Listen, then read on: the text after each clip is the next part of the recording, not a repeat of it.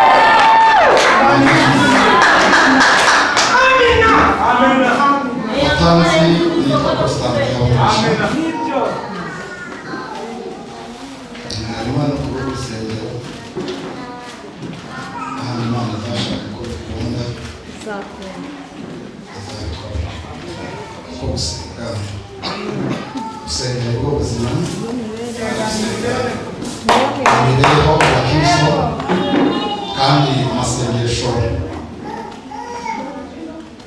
yagiye akora ibintu bikomeye twebwe ubwacu n'imbaraga zacu n'amaboko yacu n'imiryango yacu bitarabishobora.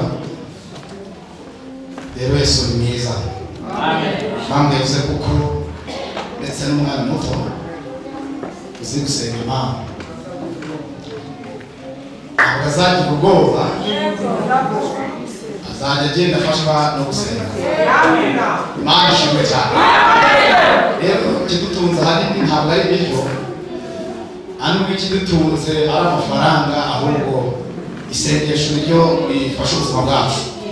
Rero mpamvu gusenga ari ubundi buzima, kandi gusenga imibereho nyuma y'amafaranga ku basenze Imana ishobora byose arabubwira. Nyuma y'ibiryo byiza abantu batasenze bazapfa babure be kongera kwibuka. Imana ishimwe. Haleluya. Ariko hanyuma ya byose ku bantu basenze Imana, jambo rirambwira ngo nibagerayo hari ibyo tutabashije kubona turi muri iyi si, tuzongera tukagera muri ubwo bwami tukabisangayo. Mu yandi magambo ibyo tutariye ku basenze Imana muhumure, kuko niho tuzabirira, niho tuzambarira imyenda tutambaye, niho tuzaba mu nzu nziza tutabayemo. Ariko ku bantu bagize gute basenze Imana ishobora byose, Imana ihabwa icyubahiro. Rero turimo tuvuga ngo gusenga ni ubundi buzima, kandi gusenga ni imibereho, kandi niba nawe ushaka ko yamamara umwami w'abami yamamare, Imana ihabwa icyubahiro cyane. Amasengesho dusenga ntabwo dusenga mu buryo bungana, ntabwo dusenga muri pozisiyo zimwe. Hari umuntu ushobora kuyamamaza arimo asenga, ushobora kujya usenga, ushobora gutambeza usenga, ariko byose ipfundo rya byose ni ugusenga. Tugiye gusoma amagambo y'Imana mu gitabo cy'Ibyakozwe n'Intumwa igice 14 umurongo w'8 kugera kuri 23.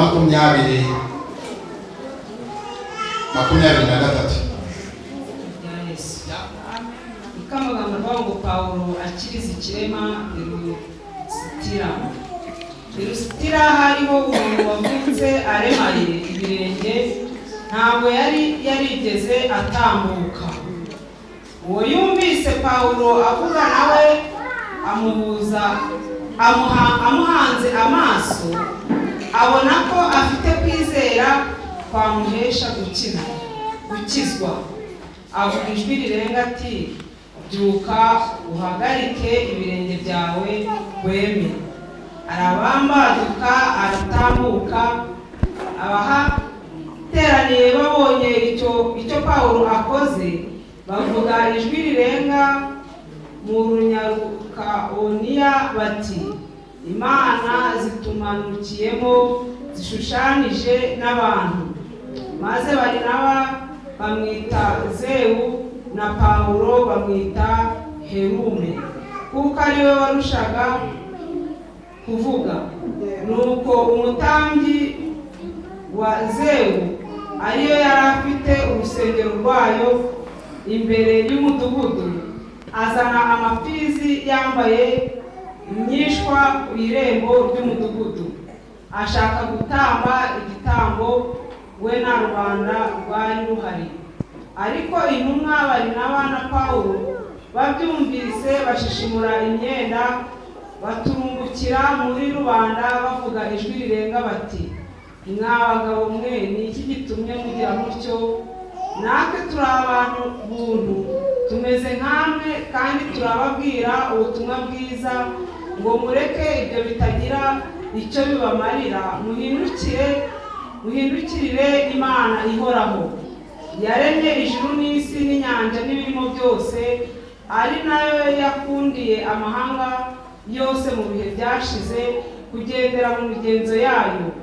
Ariko ntiyirekeraho ntiyarekeraho itagira icyo kuyihamya, kuko yabagiriraga neza mwese, ikabavubira imvura yo mu ijuru, ikabaha imyaka myiza, ikabahaza ibyo kurya, ikuzuza imitima yanyu.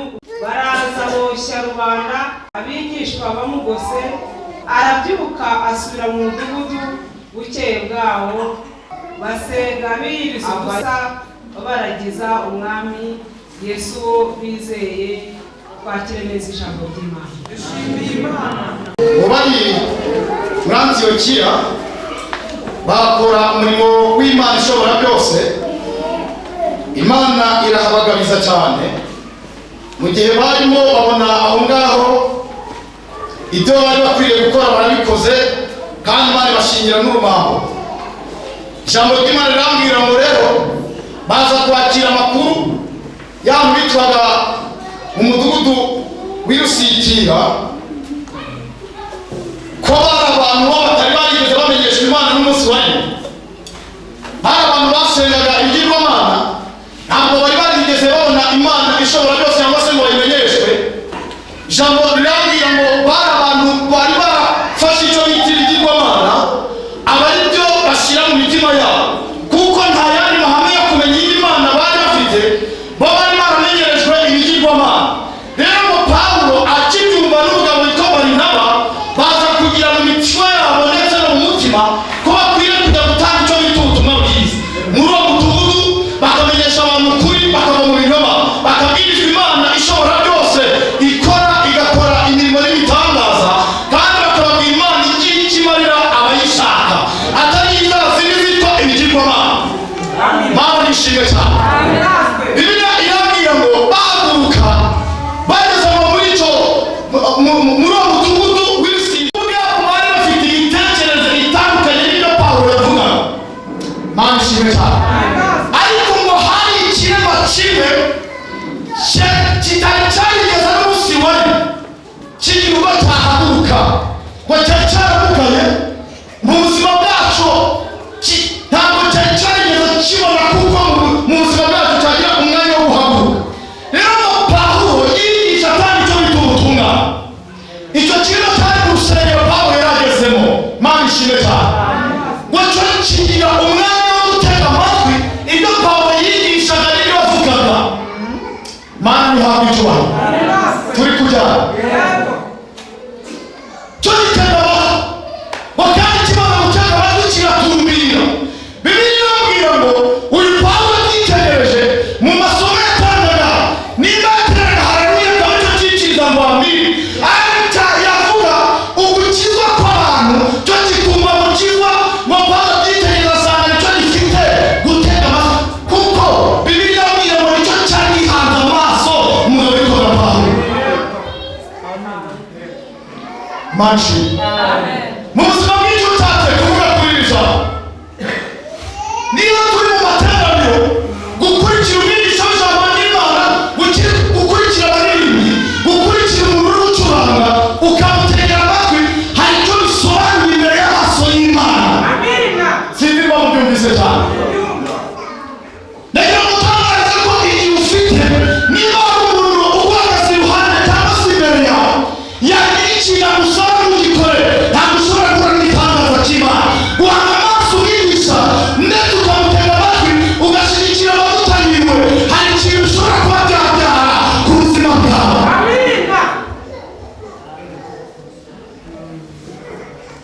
Bibiliya kitubwiye ntabwo iki kirema cyari gifite ibindi bintu kivuga. Amaso yacu yahanze icyo bita umuvugabutumwa wari uri imbere, yatureba rero kikikiriza,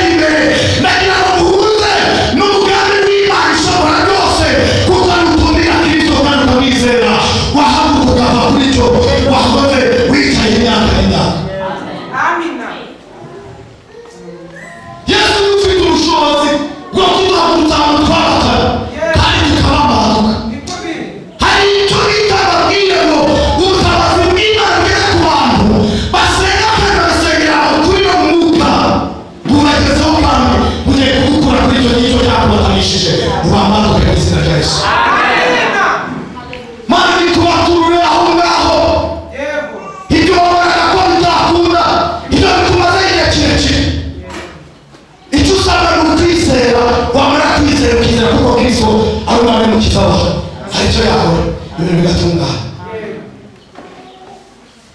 Wakimaze kumva amagambo Pawulo avuga ati ngo kirahaguruka kandi kimaze guhaguruka ngo kirema rwose ngabari aho ngo mu mwaka wa nyuma hari icyo bibivuga ngo bamaze kubona ibibaye ngo bahita bafata icyo bita amateka yabo bari basangana baravuga bati ntabwo ari Imana ibikoze ahubwo za mana zacu z'ibigirwamana zishobora kuba zaje zikishushanya muri uyu mugabo w'umusuhuke akaba arizo zikoze iki ibitangaza ngo bityo bahita bafata amagambo bafata izina ry'uyu mugabo witwa Barinaba bamwitira ikigirwamana cyaho ngaho cyitwaga se kugira ngo babone ukuntu bajya gutanga ibigirwamana byabo ibitanga.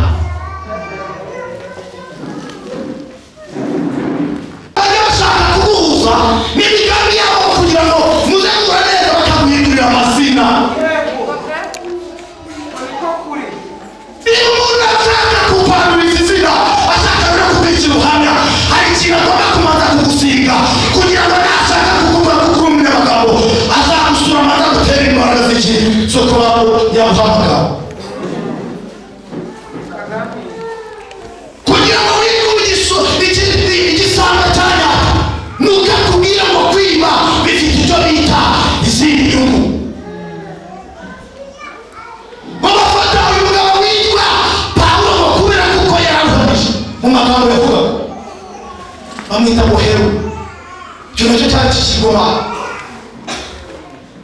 barangiza bafata igihe cyo kujya gutanga ibitambo bajya gutanga ibitambo uyu mugabo witwa Pawulo ngakimara kubibona ngo ntiyashira icyo bita ashira ubwoba ashira amanga aravuga ati njyewe bagabo bene data njyewe uyu munsi mbabwira ndababwiza ukuri kuko njye ntabwo ndi Imana njye ni umuntu umwe namwe kandi ibyo ari gukora namwe mwabikora njyewe nahamagawe n'Imana n'uruti wacu muri Antiyokiya nari ngiye kubabwira iby'inkuru nziza y'agakiza k'ijambo ry'Imana naje kubamenyesha Imana mutaha nje kubabwira Imana mutabo kandi nje kubamara icyo bita urujijo igihe bagiye bababwira kuko ari Imana zikora izo ntabwo zikora ndashaka kubamenyesha Imana n'imbaraga zayo Imana yo mu ijuru niyo ikoze bene ibi Imana niyo ikoze bene ibi ariko njyewe ntabwo nakwemera kwitwa Imana kuko baremeye kugira ngo bajye kumusenya.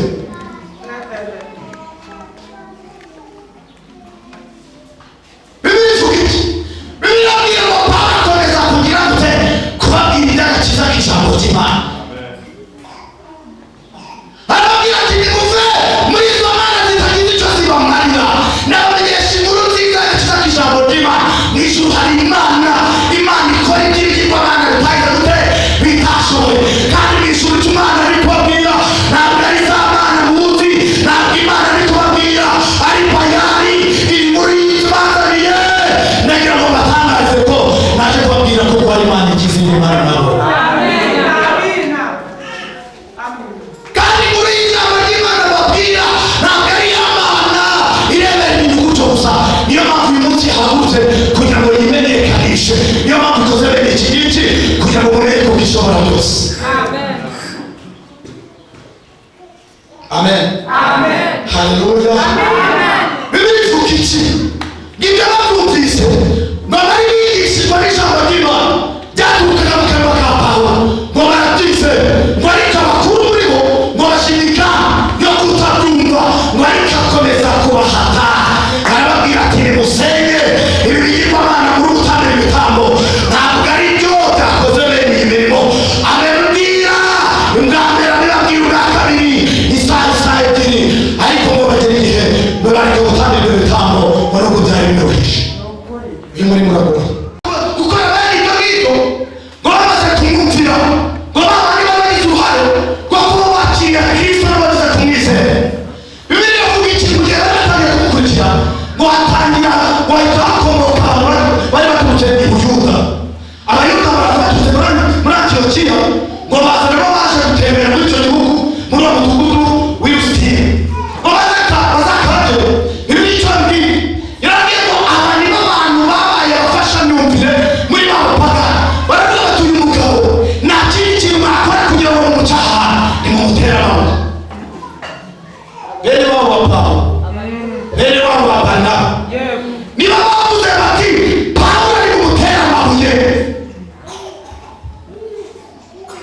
intambara n'ahandi zizaturuka muri bene wanyu. Intambara n'ahandi zizaturuka ku muririmbyi mugenzi wawe, zizaturuka ku mukuru w'itorero mugenzi wawe. Intambara zikomeye zizanwa na bene wanyu kuko nibo bazi situwasiyo y'iwanyu. Ibyo ni ukuri. Twicare. Ntabwo umunyakabari yamenya gahunda zawe. Niyo mpamvu aba bantu bari bavuye uburyo Pawulo kubera ko ntabwo bari bazibane, ariko haza abayuda baravuga bati nimumutere amabuye. Ikize cyane aziturutse muri Korani, aturuka mu mujyana, aturuka mu nshuti zawe. Aya mabuye akwiriye kuza ntabwo bayasubizayo.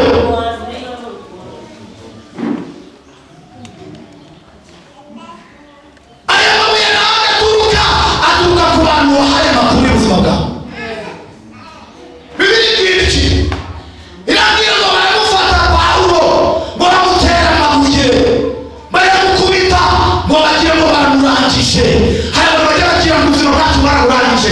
Hari abantu bashinzwe kumenya ngo ibyo bakoze byarahamwe, ariko ndashimira Imana ko ifata umwuka wa nyuma ikawuhisha amaso yabo, ifata umwuka wa nyuma ikawupinga ahantu, ifata imbaraga zandi zizakurengera ikavuga ngo bari burakurangije, ariko ntabwo bishoboka.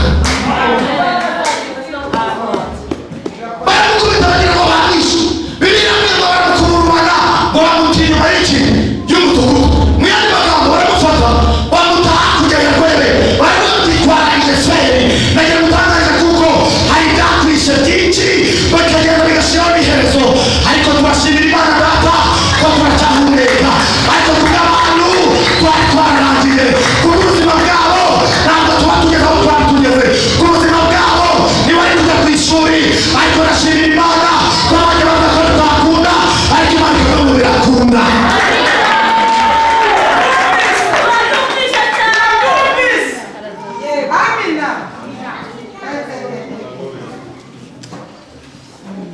Niyo mpamvu Pawulo aya magambo ubona akimara kuyumva wamushyize aho hanze ngo nawe yabonaga ko yapfuye. Neza hari igihe ibigaragaza bikugeraho ukabona ko ubuzima bwawe bwarangiye, ariko reka ngutangarize ko ibyo uri gucamo ntabwo ari byo herezo y'intsinzi y'ubuzima bwawe. Hari ubundi buzima bugeze ku buzima bwawe. Hari igihe cyo kugira ngo abanyamahanga bazabone kuko ibyo bakoze atari bo Mana. Imana ishimwe. Niyo mpamvu Dawidi yavuze ngo Mana umbabarire gucira urubanza, umburane n'ishanga ritagira imbabazi, kandi undinde umuriganya ndetse kandi undinde ikigoyi. Hari ushobora kuba utari kumva imbaraga z'ikigoyi. Niba utarabona ikigoyi ntugahure nacyo. Utarabona ikigoyi ndakumenyesha kubwira musenge n'ikizakugeraho. Niba ushaka kumenya amakuru y'ikigoyi uzasoma abandi ba mbere 21 ukuntu bahamagawe abagabo babiri b'ibigoryi we baragenda bajya gushinga Naboti, baravuga bati mumushinge kuko yatutse Imana n'umwami. Ibigoryi bivuga ibintu bitahagazeho, ibi bigoryi biragenda bikajya guhiga abantu. Imana ishimwe, Imana icyubahiro cyane. Aba bantu b'ibigoryi arareka kubwira ati mwange kandi ntimuzasigarana ngo mubane, aguciye ku nshuti yawe yarangiza nawe ukamucikaho agakomeza akigendera, ukabona umuntu ufitiye umumaro mu buzima bwawe. Ayo ni amakuru y'ibigoryi. Buriya mvuga umuntu w'ikigoryi ni umuntu utagira ubwenge, umuntu utagira icyo atinya kubera kuko nta kimutinyisha agira.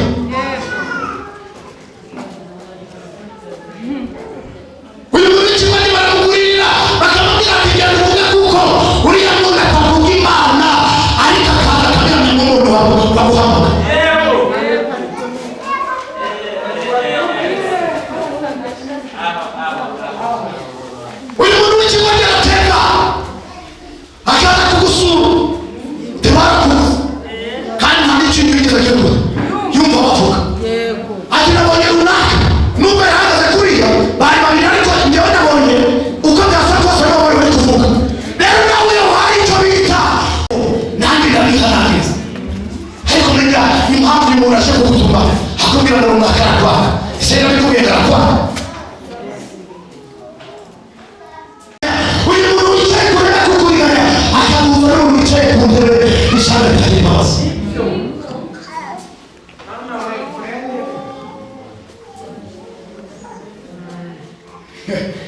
Bwana Yesu asifiwe.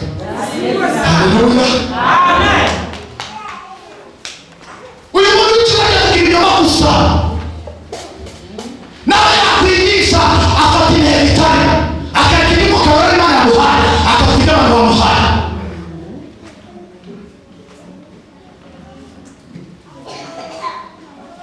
Niyo mpamvu abaturage atari imbere nuko abantu b'ibigoryi batambutse ari benshi baperezida n'abakaranga. Amavuta y'Imana nagutinde. Haleluya. Amina. Niyo mpamvu abayobozi b'Imana atari imbere umwegera akavuga ati uriya muzajya mubona umwana ntuzamure.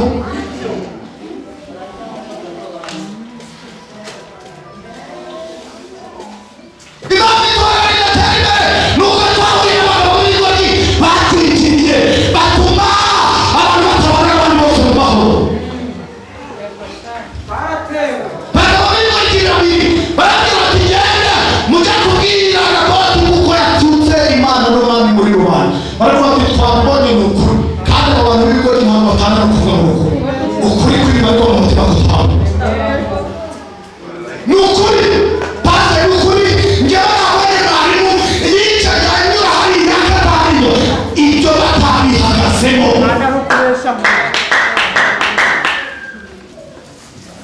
Ariko nubwo wahura n'abagabo nagira gutangarize ko ntihakagira umuntu ugukura ku ruzabibu cyangwa se kuri gakondo barasura baso. Ntihakagira umuntu wemerera ko yagukura muri ubu buzima niba Imana ikwamagare kuririmba reka kumva ayo magambo y'abantu batagira ubwenge ugume ku masezerano ugume ku cyo wavuye n'Imana yawe.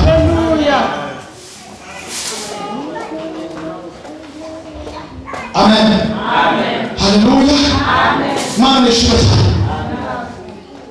Nabwira ngo Dawidi arasenga aravuga ati Imana none ucira urubanza muremere ishaka atagira imbabazi kandi n'umuriganya ndinde n'umurika ikikoki.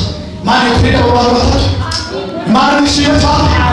Ndagusengera turi muri aya materaniro yaberamo Imana kugira ngo muri uyu mwaka no mu myaka izaza ikurinde itange izindi nzira zikwimana kugira ngo udahura n'umugabo w'ikikoki udahura n'umugabo w'umuriganya udahura n'ishaka atagira imbabazi. Niko kazi kabo aho kugira ngo bazashyigikire Pawulo hamwe muri mu baterano abo ni abayuda bagenzi abo bari abagabo bafite impuhwe icyo cyari ishyaka ritagira imbabazi. Ikindi kandi bashaka kugira ngo Pawulo agire ubwoba aheke izina ry'Imana ahinduke asenge ibitego asenge imigirwamana ubu ni umuniganya. Abagore bo ni uko bagushinga kugutera amabuye kandi reka babwire ko mu buzima tubamo nta muntu udafite kandi petomani idafite umuntu ihagarariye. Buriya n'abagabo bafite umuntu ubahagarariye. Uwo muntu utuma ubahagarariye abandi bose ni umwanzi witwa dayimoni. Niba ushinzwe kugenderera ibitekerezo by'abantu bose kugira ngo bakiri mu mwana nawe ugatangira kuba baratwara waba uzongera gusubira kwa runaka ukumva ni bwo buzima. Haleluya. Imana ishimwe cyane. Ariko ngo Pawulo ari muri rumvise nziza Bibiliya ngo bamukurura yamutaye hanze ngo babandi bane yigishije bizeye izina ry'Umwami Yesu ngo baraza baramuzenguruka gusa nta magambo bavuze nta kintu na kimwe bashyikiye bo batangiye kubona ati twari dutangiye kuvuka mu mitima. None umuntu urebye ko afaze ijambo rihamye ngo Pawulo ahita akanguka areba abo bantu yigishije arababwira ati ndacyaha. Gamaze kubabwira amagambo ahaguruka Bibiliya igira iki irambwira ngo bakora icyo bita urugendo basubira irusinyiro basubira ahandi bamukurikiye amabuye aho yongera agiye kuberekera ati ntabwo bapfuye Yesu aracyahise. Imana ishimwe. Haleluya. Undi reka mbabwire hari Imana yikora ayikagira gukora akantu gato ikarinduza n'abantu bacu bari basuka birangiye tukongera tugere kubakura mu mihanati bwaceye muri aho ndacyari gusanga turi kumwe. Imana ishimwe. Imana ihabwa icyubahiro. Reka mbabwire ngo uyu Pawulo yavugaga imbaraga z'Umwami Kristo aravuga ati nubwo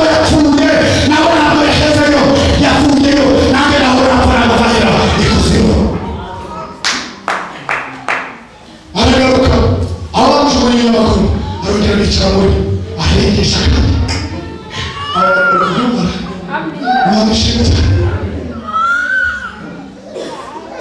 mu buzima bw'abana bajya bavuga bati umva ntabwo ashobora gukora ibintu byabo bigenda neza Imana ikazajya bakubita akantu gato bikagenda neza ukagenda uguhura mu buzima bw'abantu bavuze ngo ntazashaka ugashaka bagakomeye nawe bwose kugira ngo utazajya ukabyarira muri bo kandi kugira ngo nturibuke uzakomeza ubabeho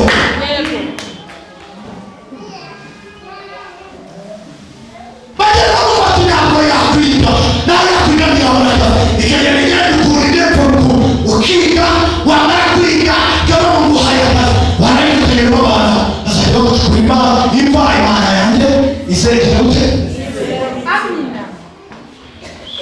Imana ishimwe Pawulo aravuga ngo arabigisha arababwira ati njyewe Pawulo twajya tuvugana ababwiriza byaba n'igiciro bikomerera arababwira ati nubwo byageze kuri ntabwo hayoga ndashima Imana data twese yangishije amabuye reka amabuye ngo dutere buri munsi ntabwo ubwabo ufite ukuntu wayisobanurira kwe nubwo wafatwa na rimwe byakugwengeza ariko iyo basanga bahuye na korotire y'Imana barabikubita bakabona ko byinjiye ariko bagasanga Yesu ari imbere manshime barabitera kuba ko bari guhamije kandi nawe wabitereba ugasanga umwobo urimo ariko arashimira Imana kuko aragenda akagera imbere akarifatira imbere byagezeyo impamvu yabyo ni uko ibigirango neza neza ibereke kuko imbaraga zabo zitagerejwe n'imbaraga z'Imana niyo mpamvu ubuzima bwawe ushobora kurwara ukagera muri koma umuntu yakwibasira Imana ikagenda kujya muri koma neza neza ukamanukayo ukamuti noneho wizendananiwe ariko ku mwuka wa nyuma dateka bati njye ufite urakire amaso yanjye abantu nubwo bakurangije ariko ntibafite n'umubeho nubwo abantu bavuze ko bitakunda gutera imbere ariko ndacyamufitiye nicyo bita imbaraga niyo mpamvu ubona umuntu uvuye ku binote mu bibiri ukongera ukazamuka ukongera ugashibuka ukava ku bibiri ukagera kuri bitatu ukava kuri bitatu ukagera kuri bine akazi kagaragara ugakora ikiyede ariko ukajya n'urwego ijana agahembwa nawe ukajya ameze mu kanwa bajya kubapima basanga ameze mu kabine ni ukubera imbaraga z'Imana ishobora gusa ayo mabuye bajya bagutera ni menshi cyane kandi yarafite icyo gitandukanye ariko reka mutangaze ko agati ka telefone y'Imana kagomba kujya kikubute gahungabana n'imiyaga yawe yose kandi reka bagenda muri imyaka yaza ntabwo iyo myaka yose ushobora kurambura ku gace kagenda kakamanuka kakongera kakamanuka kakongera kakamanuka kakongera kakamanuka kakagenda kakamanuka ariko uko byagenda kose ntabwo kagenda karambuka niyo mpamvu uko byagenda kose ingorane ahuye nazo bagihungabana ukongera bahungabana ukagira ukagira ariko turashima Imana na kwa twese tuwameze kuberera tukaba mashi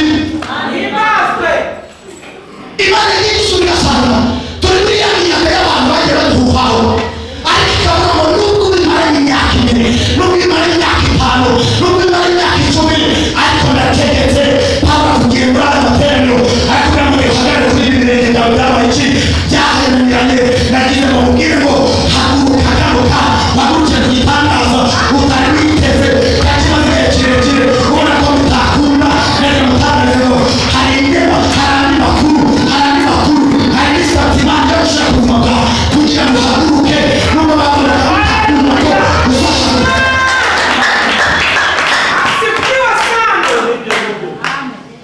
wowe unabona neza sana igenda nawe ufite n'ikimaze amaguru yawe yarareka ukabona nta mbaraga zaguhagurutse ariko arashima Imana ivuga bitandukanye ukabona batubwira ikora bitandukanye ukabona bakora yumva bitandukanye ukabona bakumva irahageze ku buzima bwawe niba bivuze nonaha birakomeza kubwira ngo haguruka kandi uhagarare wemere kuko nibyo bivuze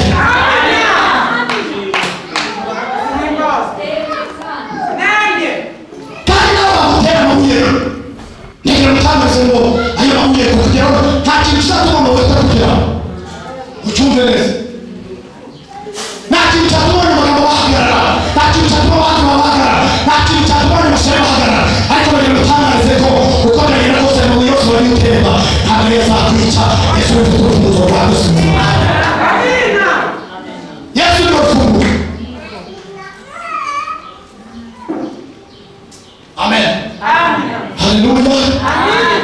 Imana ishimwe cyane. Twari dufite kubera ko dukoresha imbabazi duhura n'abariganya benshi abagore tugendana nabo n'abantu b'imbuto tutera abana bakakunanira ariko reka babwire ngo Imana nitanga inkomezi, Imana nitanga inkomezi kandi umugisha uhari yari Imana yagendeye niyo ifite n'ukundi izabigenza n'ubundi ikongera bikabigira neza bigakunda bigatungana. Amen. Haleluya. Imana ishimwe kandi yakucyubahira. Tugiye gusenga Imana ariko babwire ngo umaze igihe kirekire wicaye hari umaranye igihe kirekire hari ikibazo cyabaye kandi umaze igihe kirekire ubona hari ikintu kitakunda kandi ukabona nawe ntibyakunda ariko nagiye gutangaza ko komeza uhanga amaso ijambo ry'Imana rirarema, ijambo ry'Imana ryubaka ubuzima bw'abantu, ijambo rizana impinduka ku buzima bw'abantu bose bamukurikiye. Ni ukurikira Kristo ukizereza ijambo rye nagiye gutangaza ko uzajya ku byo kurya byasezeranyijwe by'umuriro kandi bakababwira ngo kwizera guhanga amaso Kristo ntabwo kiriya kirema cyatumiye gusa cyaza gutumira gica bugufi kinginga gisaba Imana imbabazi kigira umutima wo kwizera Kristo kuko ari Umwana. Rero nawe gira icyo bita amasengesho mu mutima wawe akwambura ibyaha byose wanyuzemo aguhuza n'umugambi w'Imana. Komeza kuguti noneho niba bimeze gutya ahantu yagize gutya naratandukiriye ariko nagarutse mu bwe wawe wizere kuko Kristo yabyaye ku buzima bwawe azagutabara, azagufasha, azakurikira n'amateka kandi ko byagenze kuri yo n'ibyo byose byari byararangiye babona byararangiye rwose nabo bakabona byararangiye rwose kandi ntabwo yasengaga ariko bati Imana uzampa ibindi byinshi ahubwo aravuga ati Imana uzampe ku bugingo buhoraho. Haleluya. Rero nawe utagira ubuzima nk'ubwo abandi bafite ariko ndagiye gutangariza kuko hanyuma y'ubu buzima hari kuzabona icyo tubona no kuzabona ubugingo buhoraho. Imana ni hakico wizera Kristo azagukiza, niwizera Umwami azagutabara, niwizera Kristo kandi ukamwumvira turi kujyana hari ibintu ku buzima bwawe kandi Imana nizagukiza ikakurinda ibi bitero byose umwanzi agiye agutera uhaguruke ku bantu bose twasenga.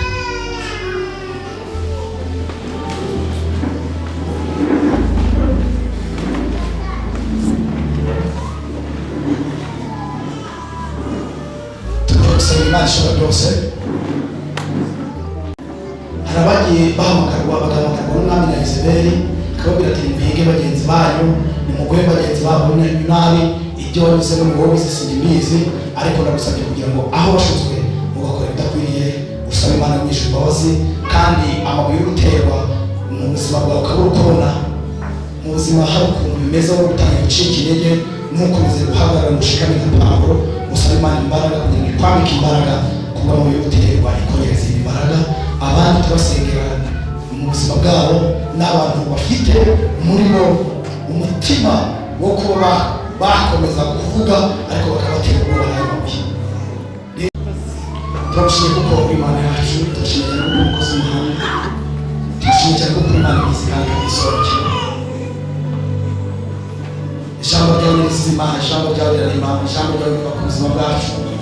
Turoko bw'ijambo Mana mu izina rya Yesu, ijambo niryo ryahagurukije kiriya kirema, ijambo ryawe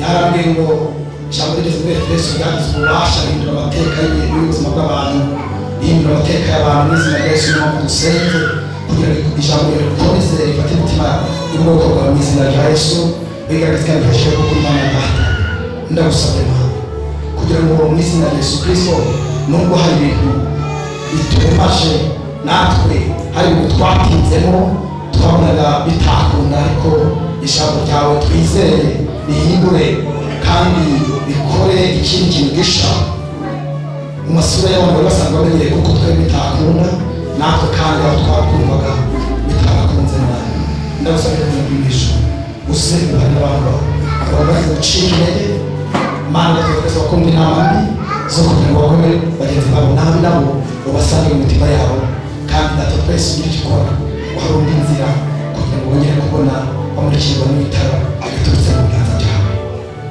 Reka wigaragaze Mana abantu bari gutera ubwoba n'amabuye bakumva kuko bava muri uyu murimo Mwami bari basenye kugira ngo ubaziraho inkomezi kandi gato twese ubuhinzi bwo kurwanisha kugira ngo badahagarara batsinzwe n'uburiganya bwa shitani abo bahagarare mana bamayikoresha.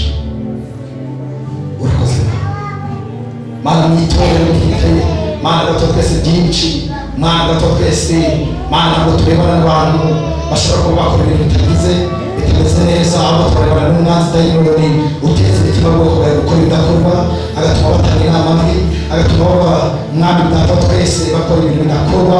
Ndagusabye kugira ngo wuruke umanukane icyubahiro cyawe usabe hejuru kuko Imana ituye hano imagunda.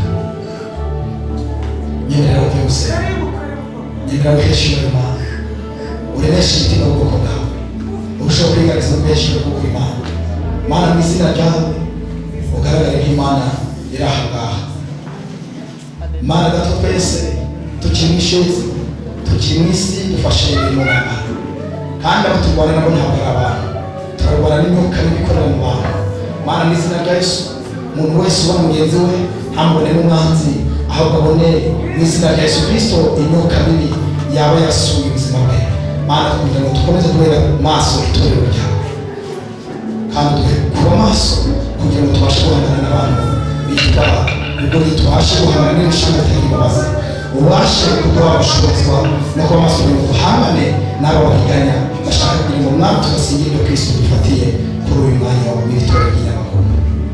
Urakoze kuko Imana yawe hagarara ku mushumba, hagarare ku mwarimu, hagarare ku badiyakoni, hagarare ku bakuru b'itorero, hagarare ku baririmbyi, mwami uhagarare ku bakristo muri rusange tubasenze twubahiriza kugira ngo data udushoboze kuba maso kandi udushoboze kubana nawe muri byose ugiye kugira ngo ushoboze kubona imbabazi byawe bikomeze kubana natwe wowe mu buzima bwose.